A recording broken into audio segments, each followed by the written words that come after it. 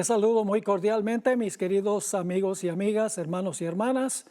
Es un placer acompañarles en este programa. Me gustaría saber. Este es un programa de preguntas y respuestas. Queremos que nos envíen sus preguntas. Ustedes pueden ver en pantalla cuál es la dirección electrónica a donde mandar las preguntas. Es tv@zoomtv.org. tv@zoomtv.org. Nos manda las preguntas, nosotros haremos todo lo posible por hacer la investigación y por responder las preguntas. Hoy tenemos una pregunta muy interesante, pero antes de entrar a nuestro estudio queremos pedir la bendición del Señor, así que oremos por unos momentos. Padre, pedimos ahora al abrir tu palabra que tu Santo Espíritu nos acompañe, ayúdanos a entender la respuesta a esta pregunta. Te lo pedimos en el nombre de Jesús. Amén. La pregunta tiene que ver con un encuentro que tuvo el Señor Jesucristo con los saduceos, quienes no creían en la resurrección de los muertos. Jesús les dijo algo muy extraño que quiero leer en Lucas 20 y el versículo 37. Aquí está hablando Jesús. Pero en cuanto a que los muertos han de resucitar, aún Moisés lo enseñó en el pasaje de la zarza, cuando llamó al Señor, Dios de Abraham, Dios de Isaac y Dios de Jacob. Porque Dios no es Dios de muertos, sino de vivos, pues para Él todos viven. Algunos han tomado esta declaración de Jesús como que Jesús creía que Abraham, Isaac y Jacob estaban vivos en ese momento, no corporalmente, sino que sus almas estaban vivas. Porque Jesús dijo en ese momento que Dios no es Dios de muertos, sino de vivos, y mencionó a Abraham, Isaac y Jacob. Pero el tema de conversación no es la inmortalidad del alma. El tópico de conversación es la resurrección de los muertos. Ahora vamos a mirar cuidadosamente esta historia, que es muy importante entenderla. Hablemos en primer lugar de los saduceos. Según Hechos 23 y el versículo 8, los saduceos no creían en la resurrección. Vamos a leer ese versículo. Porque los saduceos dicen que no hay resurrección, ni ángel, ni espíritu, pero los fariseos afirman estas cosas. Así que notan aquí que los saduceos no creían en la resurrección de los muertos. Ahora, ¿por qué no creían los saduceos en la resurrección de los muertos? Por dos razones. La primera razón es porque científicamente no es posible que un cuerpo muerto torne a la vida, según creían los saduceos. Es decir, los saduceos eran los teólogos liberales de la época de Jesús. No creían en los milagros. Es decir, los milagros contradicen las leyes de la ciencia, decían ellos, y por lo tanto creer que un cuerpo que se ha descompuesto puede resucitar y vivir de nuevo no es científico. La segunda razón por la cual encontramos que los saduceos no creían en la resurrección es porque ellos solamente aceptaban el testimonio de los 5 libros de Moisés como inspirados. Es decir, ellos no aceptaban que el resto del Antiguo Testamento fuera inspirado, solamente los primeros 5 libros. Y ellos decían que en esos 5 libros no se encuentra ninguna referencia a la resurrección. Así que ellos rechazaban las Escrituras y rechazaban el poder de Dios para resucitar a los muertos. Quiero leerles un par de citas aquí. En El deseo de todas las gentes, página 495, la hermana White describe la primera razón por la cual los saduceos no creían en la resurrección. Dice allí, los saduceos no creían en la resurrección de los muertos, basados en lo que llamaban falsamente ciencia. Habían razonado que era imposible que un cuerpo muerto tornara a la vida. Nuevamente, los saduceos no creían en la resurrección de los muertos. Basados en lo que llamaban falsamente ciencia, habían razonado que era imposible que un cuerpo muerto tornara nuevamente a la vida. Y en cuanto al segundo argumento, encontré esto en el internet sobre que ellos no creían en los otros escritos del Antiguo Testamento, sino los libros de Moisés. Dice esta cita: los saduceos no creían en la resurrección de los muertos ni en la inmortalidad del alma, porque estas doctrinas no se mencionan en la ley de Moisés. Ahora es significativo que el Señor Jesucristo tomó su argumento de Éxodo 3. Vamos a encontrar, Jesús cita Éxodo 3, que viene de los escritos de Moisés, que los saduceos decían ser inspirados. Ahora, vamos a notar la historia como se encuentra en Lucas 20 y empezando en el versículo 27 para que vean cuál es el panorama que presentan los saduceos a Jesús. Dice en el versículo 27, llegando entonces algunos de los saduceos, los cuales niegan haber resurrección, le preguntaron diciendo: Maestro, Moisés nos escribió, si el hermano de alguno muriere teniendo mujer y no dejare hijos, que su hermano se case con ella y levante descendencia a su hermano. Ahora presentan un caso hipotético. Hubo pues 7 hermanos, y el primero tomó esposa y murió sin hijos. Y la tomó el segundo, el cual también murió sin hijos. La tomó el tercero, y así todos los 7, y murieron sin dejar descendencia. Finalmente murió también la mujer. Ahora ellos que no creen en la resurrección van aparentemente a colocar a Jesús entre la espada y la pared. Versículo 33. En la resurrección, pues, ¿de cuál de ellos será mujer? Ya que los 7 la tuvieron por mujer. Están burlándose de Jesús con esta ilustración extraordinaria que ellos presentan. Ahora, ¿cómo les contesta Jesús? Hay un detalle en Mateo que no está en Lucas. Y así que voy a leer de Mateo 22, 29, a donde Jesús les va a decir: ustedes ignoran 2 cosas. Ustedes no tienen claras 2 cosas. Noten lo que dice Mateo 22, 29. Entonces respondiendo Jesús les dijo: erráis, ignorando las escrituras, es decir, las mismas escrituras que ellos decían creer en ellas, ignorando las escrituras y el poder de Dios. Fíjense que son las 2 razones por las cuales ellos no creían en la resurrección. No creían en el poder de Dios para resucitar a una persona en vías de descomposición. Y no creían tampoco que las escrituras enseñaban resurrección. Pero Jesús les va a demostrar de lo que ellos aceptan como inspirado, que sí hay resurrección.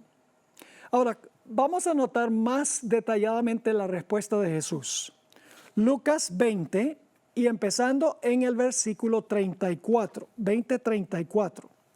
Entonces respondiendo Jesús les dijo: los hijos de este siglo, es decir, los que estamos viviendo en esta vida, se casan y se dan en casamiento. Mas los que fueren tenidos por dignos de alcanzar aquel siglo, es decir, la vida venidera, y la resurrección de entre los muertos, ni se casan ni se dan en casamiento. Es decir, el caso que ustedes presentan es irrelevante por la sencilla razón de que cuando nosotros estamos en el reino no va a haber matrimonio. Versículo 36. Porque no pueden ya más morir, pues son iguales a los ángeles y son hijos de Dios al ser hijos de la resurrección. Pero en cuanto a que los muertos han de resucitar, aún Moisés lo enseñó.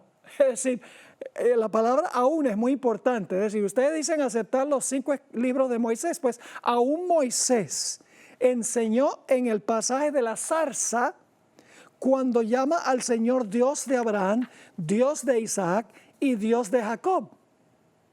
Porque Dios no es Dios de muertos, sino de vivos.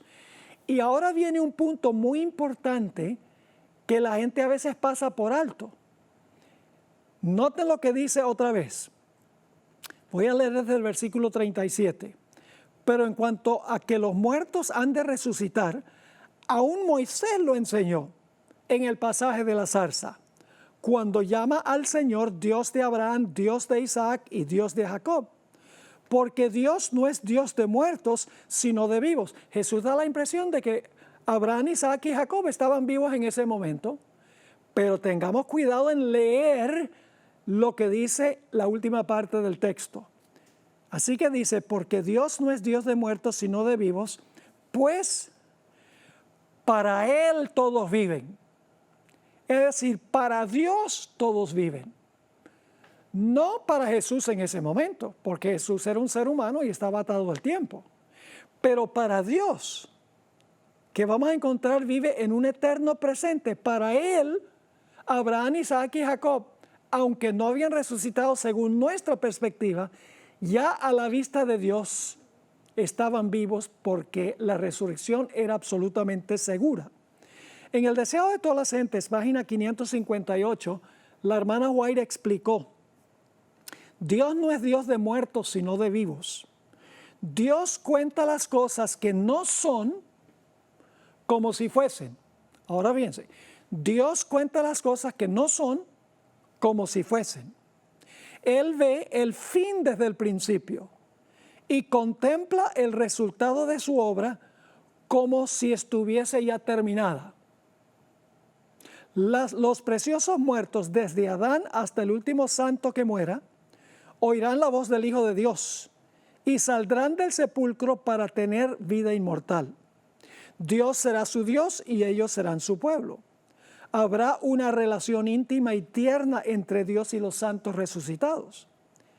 Ahora escuchen, esta condición, que para nosotros es futura, esta condición que se anticipa en su propósito, es decir, se anticipa en el propósito de Dios, es contemplada por Él, es decir, por Dios, como si ya existiese. Es decir, para Dios, aunque no han resucitado según nuestra perspectiva, para Dios sí. Así que dice, esta condición que se anticipa en su propósito es contemplada por Él como si ya existiese. Para Él los muertos viven. Para los seres humanos que estamos atados al tiempo, aquello que ha sido y aquello que será son dos cosas completamente distintas. Lo que ha sido hecho está en el pasado y lo que se hará está en el futuro. Pero Dios no está atado al tiempo como nosotros. Para Dios, el pasado y el futuro son presentes. Es decir, Dios vive en un eterno presente. Es decir, en la mente de Dios, las cosas existen antes que existan. Aun cuando el tiempo es importante para Dios, en contraste con nosotros, Dios vive en un eterno presente. Por eso Dios no dice, yo fui o yo seré. Dios dice, yo soy el que soy, porque Dios vive en un eterno presente. En la matutina, a fin de conocerle, para el 6 de enero, Elena White escribió lo siguiente: yo soy significa una presencia eterna. El pasado, el presente y el futuro son iguales para Dios. Él ve los acontecimientos más remotos de la historia pasada y el futuro lejano con una visión tan clara como nosotros vemos las cosas que suceden diariamente. Ahora, podrán pensar, bueno, quién sabe si la hermana White, la explicación que da será convincente. ¿Quién sabe si la explicación que da el pastor Bohr sea convincente? Pues vamos a notar otro ejemplo bíblico a donde se usa este argumento. Vamos al caso de Abraham. Dios le dijo a Abraham que él iba a tener un hijo. Ese hijo iba a ser Isaac. Y de Isaac iban a descender muchas naciones. Pero para Dios, lo que Abraham iba a hacer ya estaba hecho. Y ustedes dicen, ¿cómo es eso, pastor? Vamos a Génesis 17, 4 y 5. Aquí todavía no ha nacido Isaac. Todavía Abraham no es el padre de muchas naciones. Y quiero que noten en Génesis 17, 4 y 5 que hay dos diferentes perspectivas de mirar el tiempo. Primero, Dios se refiere a la comprensión del tiempo según la tiene Abraham.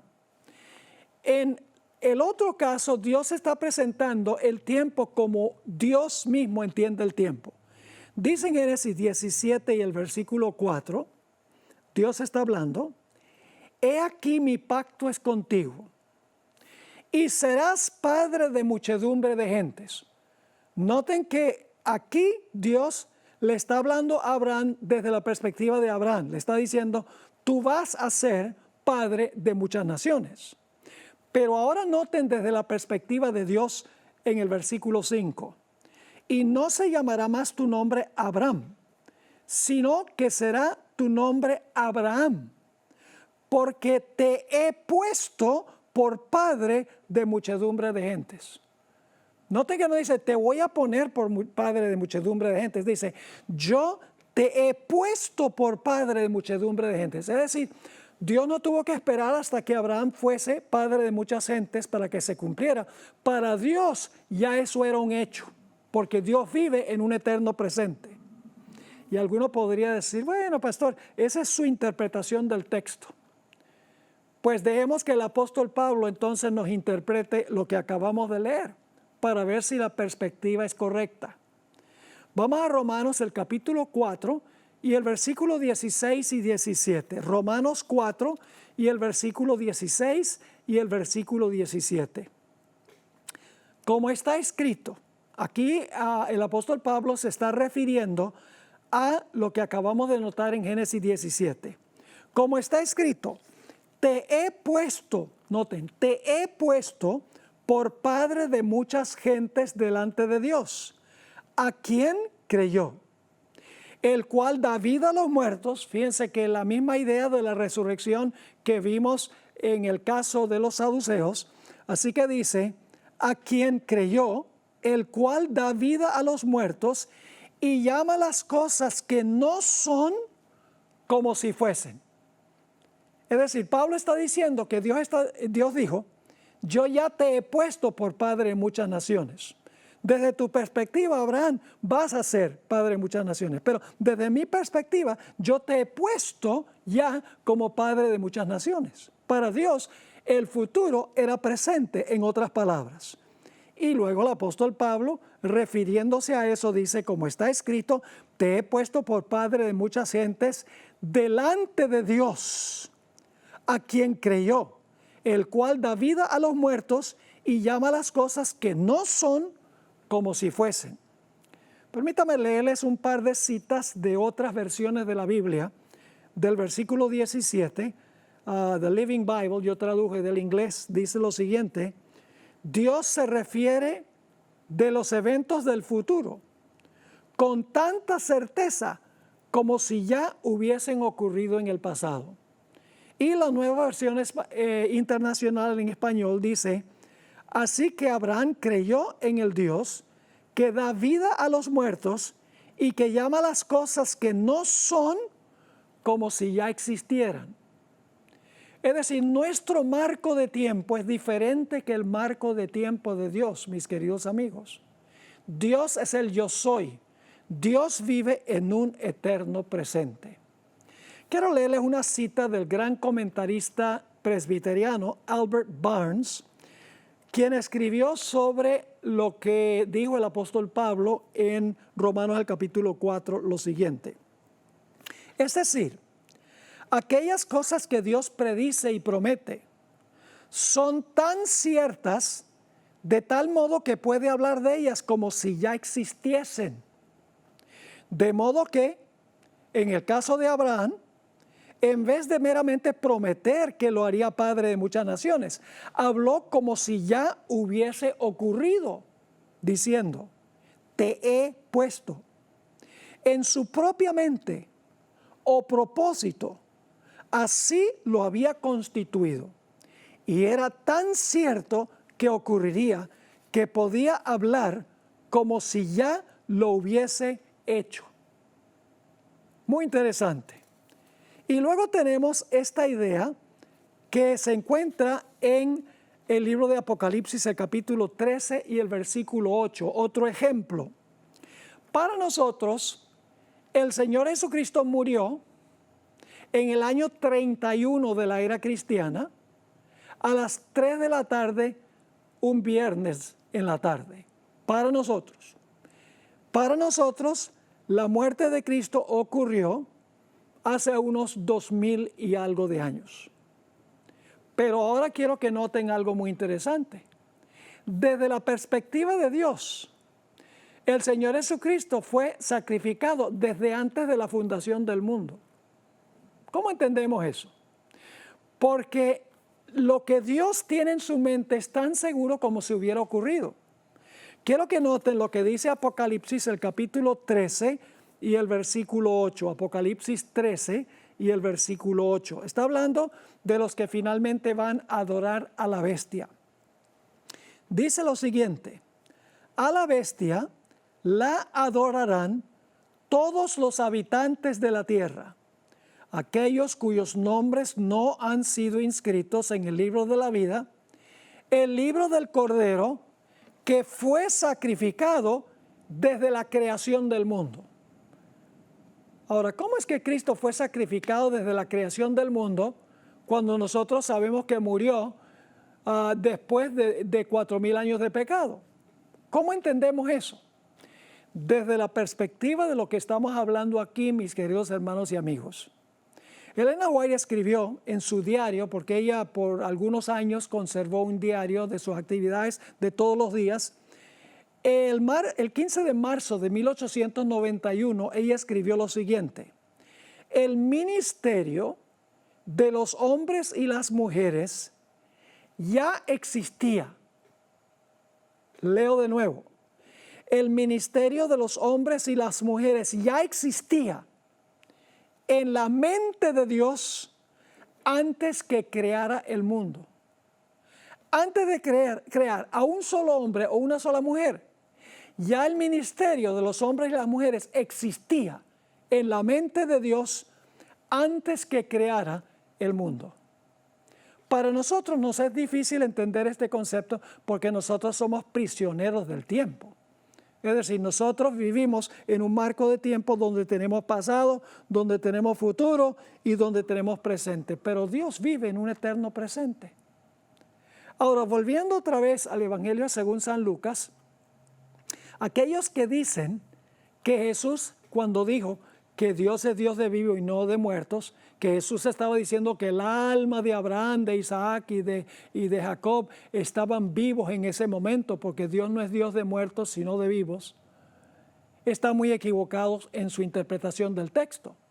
Lo que pasa es que muchas veces la gente lee algo y no se pone a investigar, sino que sencillamente dice, ahí está clarito.